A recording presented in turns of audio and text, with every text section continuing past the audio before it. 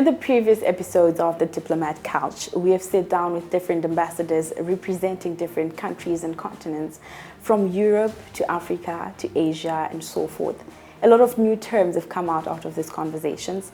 And to help us understand some of these terms today, we are joined by the Chairperson of the Zimbabwe Institute of Diplomacy, Mr. Vova Chikanda, as we talk about this and so much more.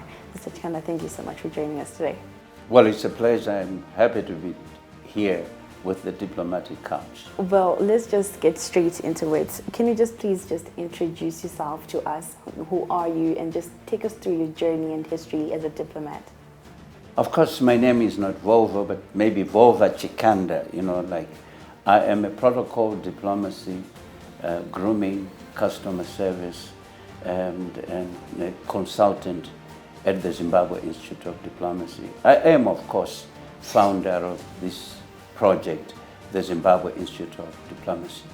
Yes, that's about myself. Yeah. Well, you summed it up pretty much so well. So now, what have been some of your fond memories, as a Zimbabwe representative, the impact that you've made and so forth in your years of service? My 26 years in the Foreign Service have been so glorious and took me so high in the skies. I remember having a meeting with Mr. Putin at the funeral of President Klestil in Austria. I remember also meeting President Obama. It's a great opportunity. And guess what? My wife was so excited when we met Schwarzenegger in Austria. I think it was a dream come true to work in the diplomatic field and representing the jewel of Africa. This country we call Zimbabwe. Yes, we are Zimbabwe. So now you've mentioned, obviously, you've met all these amazing people, but what have been some of the burning issues that you have discussed or tackled during your years? I went for diplomatic posting during the very hot days of Zimbabwe, of the land reform program. But what I told Europeans, because I was in the heart of Europe, if you like, I told them that we don't have any apologies to make for the land reform program. If we made errors, every nation has the right to make mistakes. What we would like is support to get our way forward and live the Zimbabwe dream of being the breadbasket of Africa. Now, Mr. Chikanda, let's just go back to basics. You're a diplomat. So if you could just explain to our viewers what is diplomacy and what is a diplomat? Diplomacy, of course, is the art of diving into a pool without making a splash. The art of telling somebody to go to hell so that someone can want to go to hell right now. The application of tactical intelligence and the avoidance of confrontational language to bring peace and harmony and hope to our world. Diplomacy is the best thing that has ever happened to mankind. To stop wars from killing and destroying the world, destroying wildlife, destroying, heritages, but that we dialogue, we talk, we converse in this multicultural mix.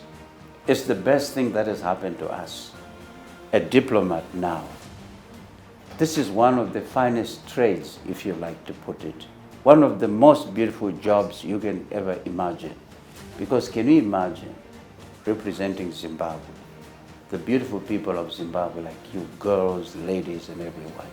Representing a country which is so rich and representing your own president. You speak on his behalf, you breathe on his behalf, and like Mugabe would speak his English, and I would also speak like him. It was a wonderful thing for me, to be there, to represent my country, to sell my country, and tell them, we are Zimbabwe, we have everything, come and invest in my country. Well, you've mentioned so many words and themes that, the world is dealing with right now. Never-ending wars, peace and harmony. It must have started somewhere. Someone must have come up with this. So if you could just share with us a brief history of the origins of diplomacy. How did it all start? If there was no diplomacy in the world, you won't be even here because your mom and dad used Diplomat to meet you. But of course, diplomacy, as we are talking about it, is as old as the human race. It started when the first humans realized that it was better to hear the message than to eat the messenger. Now, that message is the message of peace, of development, of cultural exchange, of music, of dance. And the messengers are us, diplomats, ambassadors, representatives, ministers, presidents of the world. The uneatability of the messenger now becomes the question of the privileges and immunities espoused in the two conventions, the Vienna Convention on Diplomatic Relations and the Vienna Convention on Consular Relations, which actually are the Bible of diplomatic practice and diplomatic intercourse. Well, you just mentioned something about, diplomacy being as old as the human race. Let's talk about diplomacy back then and diplomacy now. What major changes have taken place, in the political arena, social, as well as economic, in terms of diplomacy, rather? You see, contemporary diplomacy and international relations have been widening within each epoch of history. From the days of colonialism, when diplomatic centers were in Europe, in China, and later on in the Americas. But after 1960, the widening, field of diplomacy became even more pronounced when African countries gained their independence. And coming up in 1945, the creation of the United Nations, which is the mother of all international organizations, the call to diplomacy to govern and to co-manage international relations was even high and continues to be higher and higher as we speak right now, facing with the Cold Wars, facing with hot wars, including the Russia-Ukrainian wars that we are talking about now. It's the failure of practical diplomacy, and we are calling upon the international community that they must continue to apply this tool of statecraft, which is sustainable, which is cost-effective, which will stop human suffering and destruction. Well, Mr. Chikanda, I would like to go on and on, but we have to take a quick break. Viewers, the Diplomat Couch will be right back after this. Welcome back. This is still the Diplomatic Couch, and joining us today is Mr. Chikanda from the Zimbabwe Institute of Diplomacy, as we of course talk about diplomacy and his views on this issue. Now, before the break, we obviously talked about what diplomacy is and so forth and so on. Now, we've heard titles, like ambassador, high commissioner, charge of the affairs, consular, honorary consular.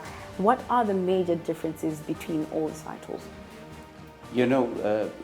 We just have mentioned the Bibles of diplomacy, the two conventions. The two conventions also come with designations of officials working at embassies. And of course, the ambassador, the full title of an ambassador is Ambassador Extraordinary and Plenipotentiary. A plenipotentiary is someone representing their Boma, their government at the highest level.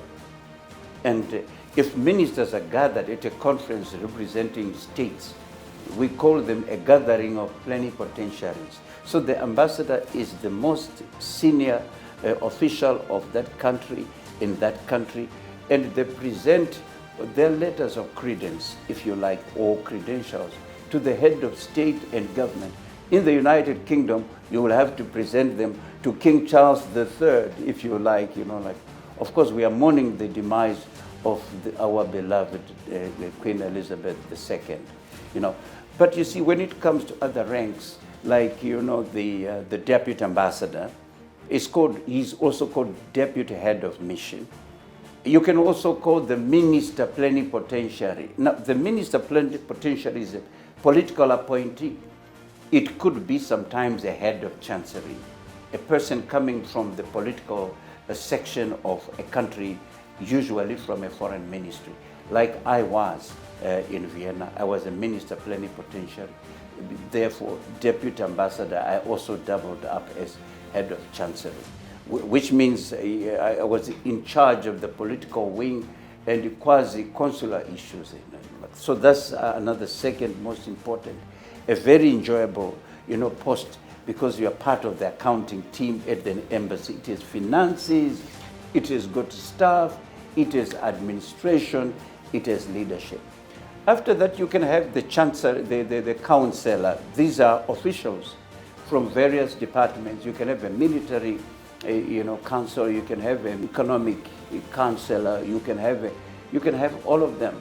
But we also come to those who are secretaries. For example, our secretaries at Zimbabwe embassies are third secretaries, secretary to the ambassador. But you can have first, second, third secretaries. And these are all, and our EOs, administrative officers, like, dealing with finance can also be first secretaries. Then you have, of course, attachés, military attachés, economic attaché, cultural attaché. This only explains the diversity of relations that, diplomacy harnesses and manages: cultural relations, economic relations, social relations, political relations at most. These are all coming to safeguard the national interest of a country in the global world. So now, you just mentioned something about, ambassadors, you yourself having been one before. I think it would be best for you to just tell us what are the good traits of an ambassador or a diplomat, and the advice that you'd give to students who want to look into studying, international relations or pursue a career in diplomacy. An ambassador, a diplomat, anyone representing their country, even including ministers, in Zimbabwe, they are also diplomats. There must be people who are, honest. There must be people who are trustworthy. There must be people that are considerate. There must be people that are diplomatic. There must be people who are well educated. Education is not having a PhD, no. People who are down to earth, who understand the values and value system and that country enshrines, as they represent the broad spectrum of their nation. Because if you're at an embassy, even if you're a political appointee, you represent everyone in the country, including members of the opposition. You are apolitical in a way when you are being ambassadorial. You represent everyone. You must have allegiance to your own president. If ED appoints me to be an ambassador, I have to believe him, I have to trust him. I have to represent him in total, because that's your first job as an ambassador. You can not bite a hand that is feeding you. And besides, you need to be a person of good morals. Pick yourself a very beautiful lady, a wife. Most ambassadors have to have beautiful wives. And also, an ambassador, a lady ambassador, must also be beautiful. You qualify. So because ambassadorial work is representational. You represent with your looks, with your dressing. You must be well dressed and understand grooming and decorum and protocol and guidelines for decorum. Yeah. It's a wonderful job that requires honest, dedicated people to actually present our African cause, to make Africa proud. Now, you just mentioned something about protocol. Issues of protocol, etiquette, as well as grooming are also key in foreign affairs. When I was just reading through, what you offer here at the Institute, I noted that you offer training in some of these areas. What is diplomatic protocol and etiquette, and what is involved in, and why is this key in diplomacy as a whole? You see, the application and the functioning of diplomacy in the world is to unite the whole world. But there should be rules. There should be guidelines for decorum, guidelines for behavior. And this is all what we look at as protocol. There are customs to follow, customs of dressing, customs of hosting functions, customs of drinking, of toasting, which should have multicultural connotations. they should be international. So what you learn is international protocol, which makes it possible for us to all work and read from the same script and speak what we call diplomatic language. The question is, what is it that we should call diplomatic language? If we are without protocol, without diplomatic etiquette, we can't understand each other. If we use English, they will say, no, you can't speak in English because it's a commercial language. If you use Chinese, you say, no, but why Chinese? Because it's the language of the kitchen. If you say French, you say, oh yes. You say, oh yeah, it's the language of love and music. Italiano is the language of music. So diplomats must know languages as well. And the protocol requires that at least if you're working in a country, you must have an understanding of the culture, the values of that country, and the language. Yes. So now, in our previous conversations with some ambassadors, some interesting terms have come up, like bilateral and multilateral. If you could just explain to us what these terms mean. Well, these are very straightforward terms, if you like. Bilateral, like a bimetallic strip, is with two. It alludes to two. So a relationship between you and me is a bilateral relation, but we're not talking about marriage. Let's talk about countries. Like Zambia and Zimbabwe have bilateral relations. Zimbabwe and South Africa have bilateral relations.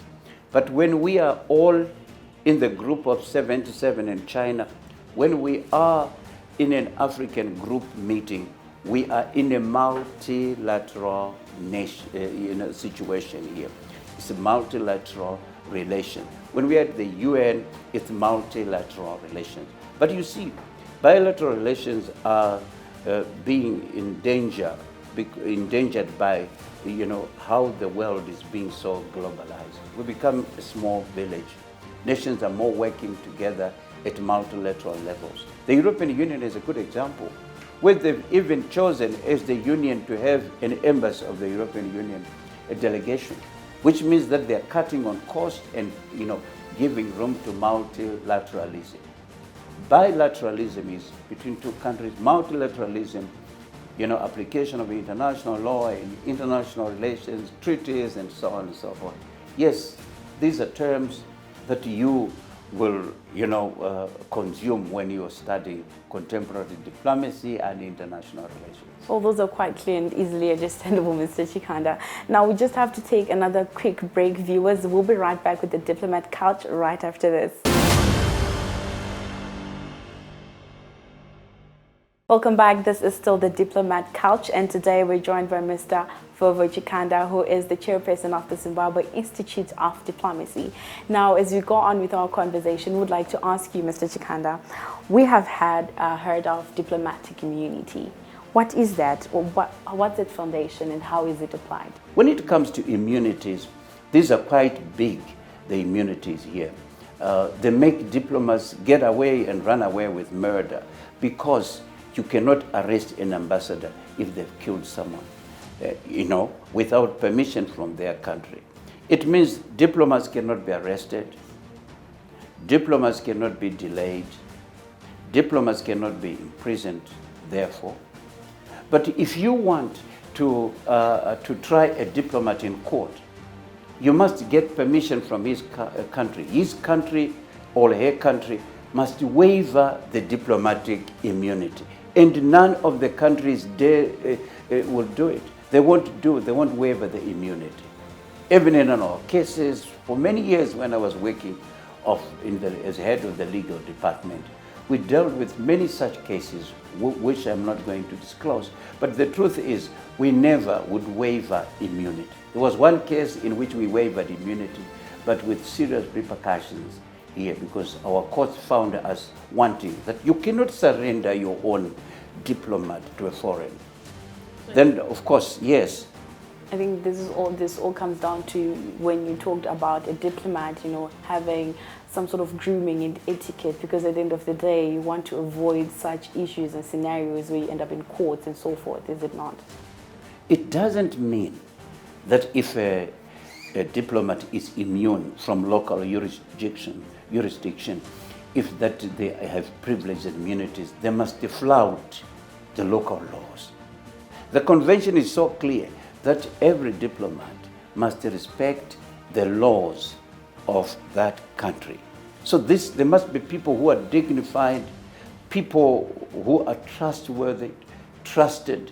You're being offered protection because you are in the work of imperi, that is the country, the state. If you are representing the state and you're doing your duties, you're making statement to the press, and we cannot arrest you because you are condemning Zimbabwe if you are representing the United States of America. That's your duty as an ambassador. You are protected. You are immune. What Zimbabwe can do if they are not happy with you is to declare you persona non grata. What does it mean? You say that this ambassador is an unwanted person, you give him 24 hours to pack and go.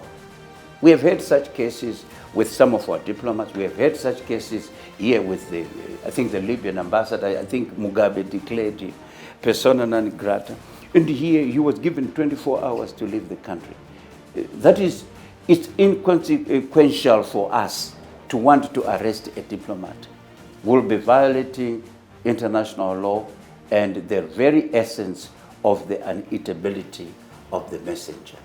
So you've talked of how diplomats enjoy all these freedoms, you know. We have seen some people saying that once you step foot in an embassy, you're now in that particular country. And we have also seen some people who seek refuge in embassies in whatever countries that they're in. Can you just explain more about this to us? We're talking here about exterritoriality. The embassy, the diplomatic premises, the residence of the ambassador or another diplomat cannot be entered by the law enforcement authorities of the receiving state without authority. If we are hosting an embassy, and if they have an embassy, even if the embassy is renting that property, at the time the embassy is using that property, Zimbabwean authorities cannot go into that embassy without outright permission from the ambassador of that country to enter the diplomatic premises. They may call us. If, say, a thief has entered the embassy and they want the police, they will put it in writing that please come and help us. But some people have sought refuge in embassies. I remember Honorable Tsvangirai, our former prime minister, going to the German embassy. We couldn't go there. The government could not go to look for him there. They become untouchable. But assurances were given to the embassy that we were not going to harm him, and the embassy released him out. There's been an issue with Assange, they can live in embassies for so many years and no one will touch them. There are many examples.